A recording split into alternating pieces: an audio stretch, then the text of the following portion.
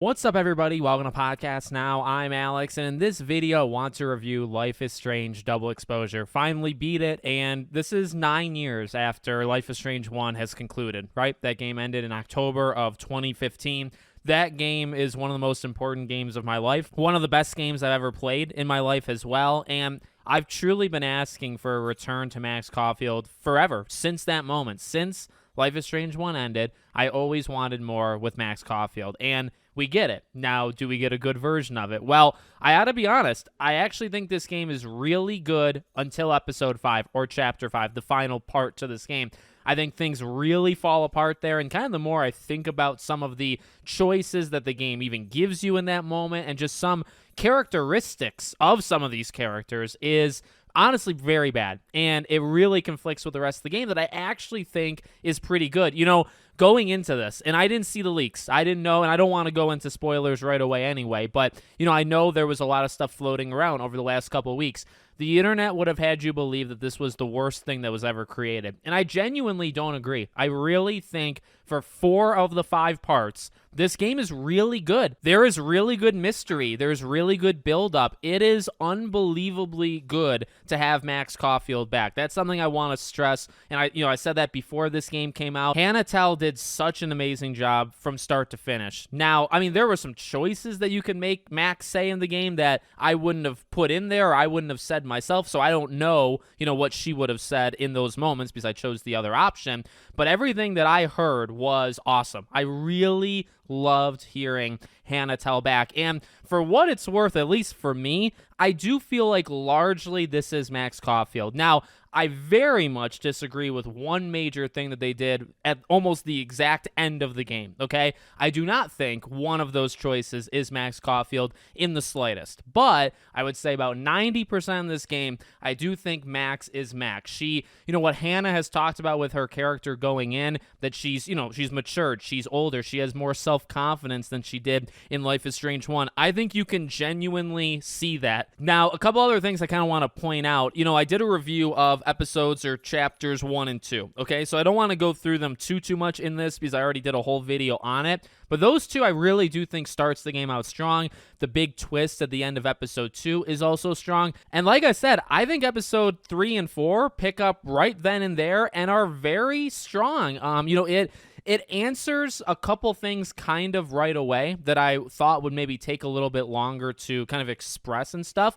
But, another thing that actually kind of stood out to me is I realized thinking back, because I recorded the entire thing, the gameplay part, like puzzle solving and whatnot, it's almost non-existent in chapters 3 through 5. There is a lot of conversation. There was a time, I think in chapter 5, I put my controller down and it was like, you would make a choice every couple minutes, right, in terms of what she says. But most of it was just watching. Now, when you do that, you put a lot of pressure on the script, the characters, the acting, the visuals, all that stuff, right? When you're not moving around and you're not actually engaging, and, honestly, I don't think that's a terrible thing. I mean, I do think there was more to do in Life is Strange 1 versus Double Exposure, and I think the heavy lifting of, like, Max actually using the time-shifting powers actually kind of happens the most in Chapter 2. Like, after that, you use it here and there, but, like, that is, like, the shining moment of doing it, and the rest of it, it's a lot of story. It's a lot of characters. It's a lot of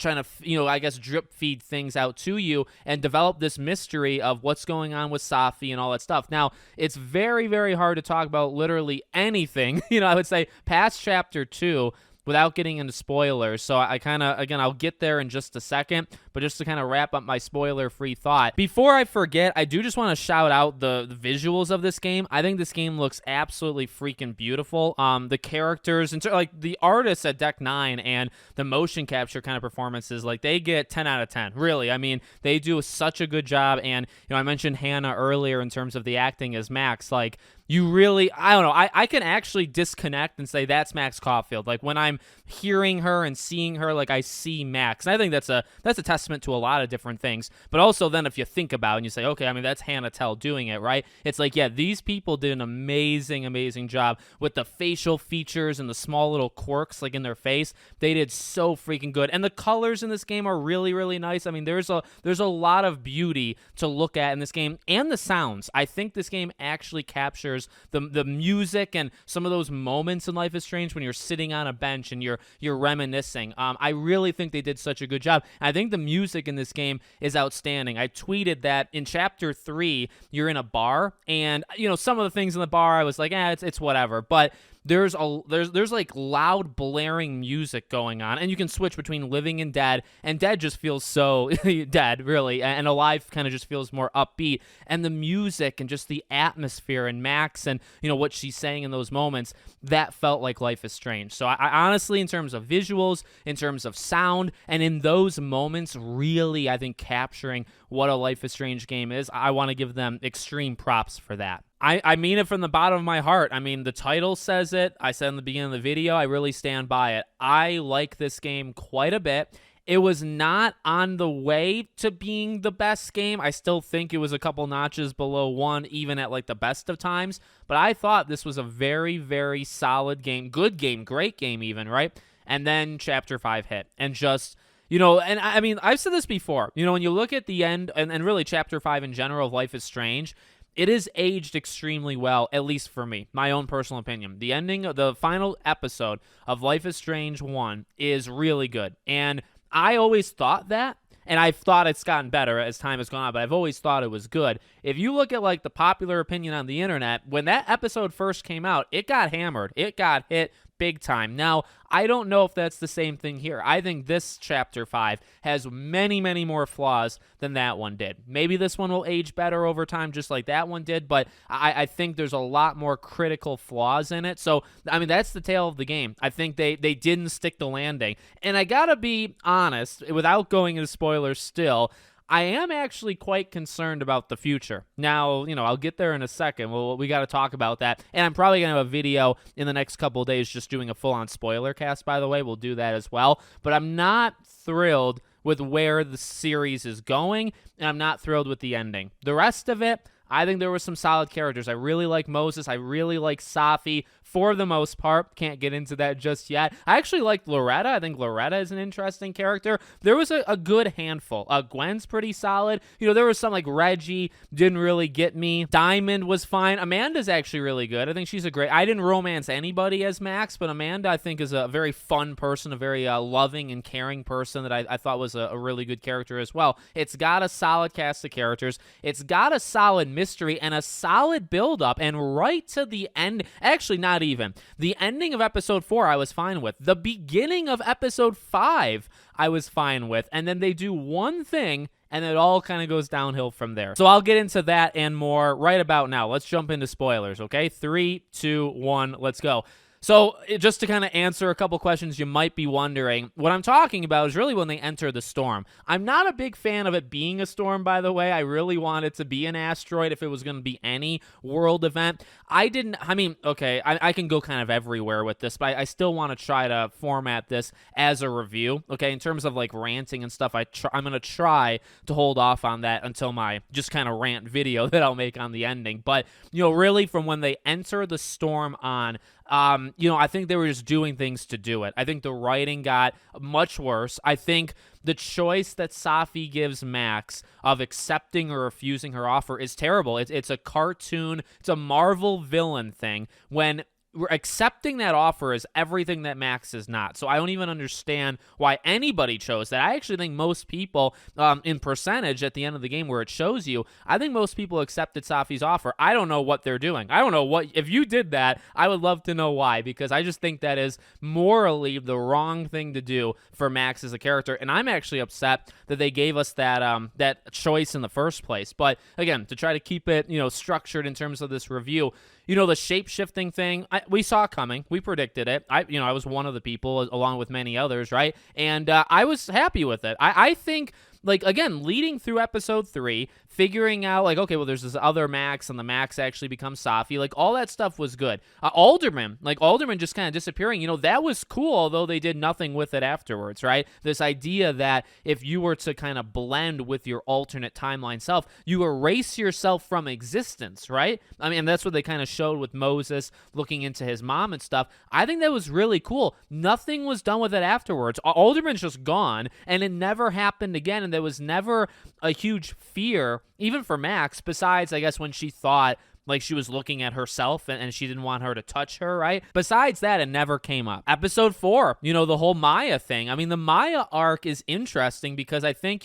it's a little Rachel Amber, where it's like a little almost background mystery or this thing that happened a while ago, right? So it's like, okay, well, what really happened to Maya? Well, I mean, some people just know, and that's something that I don't know if I really love the more that I think about it, right? Where it's like, is it really a mystery? Well, it presents itself as a mystery at first, but like Safi knows, Lucas knows, Yasmin knows, like all these people kind of know what happened, and it's just people, just putting up barriers so that nobody kind of gets caught and nobody gets in trouble, and Lucas, stealing her work and using it for his book and all that stuff. So I mean, it was fine. It wasn't like amazing, but episode 4 I think was really more about kind of the setup of, okay, Max and Safi, like when they work together, like they can accomplish something quite cool. And I even pushed Safi and mine to do the whole like go as yourself, don't go as Vin. And I think that was the right move, there as well. And then, then it just all kind of spirals, right? So like it's Safi's storm, but Max takes so much responsibility for it for some reason. She really gets down in the dumps in episode 5 and she makes some weird comments to me. I was playing this first time. I'm playing as I saved Chloe. Okay. So a lot of Max's responses were like, I know what it's like to like make these life altering things and to carry that burden. And some of that stuff is good, but like, I think she said at one point for me that if she had a do-over, she would have saved more lives. And I was thinking, I don't know if I agree with that. I chose to save Chloe, and she kind of just has to accept that in her own heart and her own mind, right? So it's like some of the lines were, again, pushing me on the idea that I do think Deck 9 wants you to pick Arcadia Bay to save, not Chloe. And I am going to play it again where I saved Arcadia Bay, and I'll see what Max says. But in terms of my playthrough, there were some lines where I just got an inkling that Deck 9 was, again, kind of feeding me lines where it's like, yeah, this is the wrong move to save Chloe. Max regrets it. If Max had a do-over, she wouldn't do it anymore. And so as to the nightmare thing in general, I just felt it was kind of too samey. And I felt the same thing for the storm. Like, it's hard because I don't create these games where it's just like, okay, I mean, I could be a hypocrite, right? Because like, what would I say if it was something not the storm? If it was an asteroid, like, would they have done that well? Would I have liked it, not liked it? I can tell you from seeing this, I don't think I liked it. Just to see the storm back, it's like, I don't know. I wanted to be something else, and that was kind of the start. That was kind of the first indicator that this was going to be copying the first game a little too much, because they did a nightmare sequence that took up the majority of episode 5. Like, I would say maybe 60-70%, maybe even longer, is this nightmare slash the timelines colliding, right? So characters are like being possessed by Safi. They don't know where they are. Everything is displaced. They're in bowling alleys. They're everywhere, right? And then Max kind of going through her own stuff of opening doors, and all of a sudden she's in the bathroom in Blackwell, and it's like, and then she's Nathan. And, I love Hannah's acting. I think Hannah,